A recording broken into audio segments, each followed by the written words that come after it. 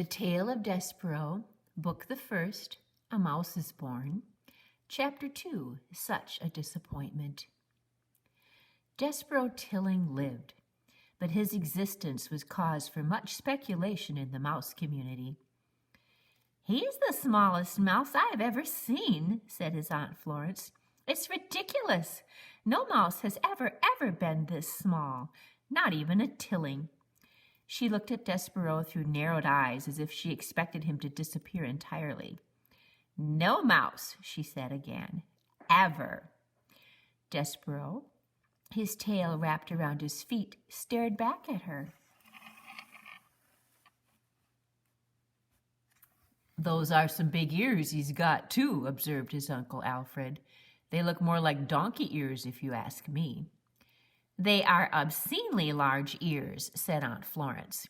Despereaux wiggled his ears. His Aunt Florence gasped. "They say he was born with his eyes open," whispered Uncle Alfred.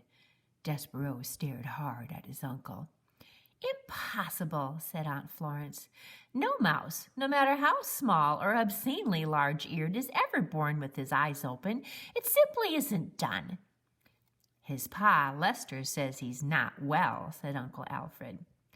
Despereaux sneezed. "Yachoo!" He said nothing in defense of himself. How could he? Everything his aunt and uncle said was true. He was ridiculously small. His ears were obscenely large. He had been born with his eyes open, and he was sickly. He coughed and sneezed so often that he carried a handkerchief in one paw at all times. He ran temperatures. He fainted at loud noises. Most alarming of all, he showed no interest in the things a mouse should show interest in.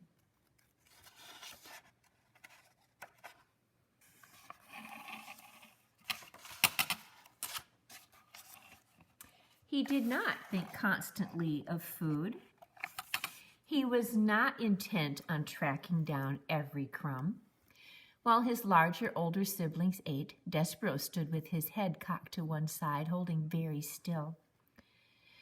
"Do you hear that sweet, sweet sound?" he said. "I hear the sound of cake crumbs falling out of people's mouths and hitting the floor," said his brother Talise. "That's what I hear." "No," said Despereaux. "It's something else. It sounds like, honey." "You might have big ears," said Talise, "but they're not attached right to your brain. You don't hear honey. You smell honey, when there's honey to smell, which there isn't."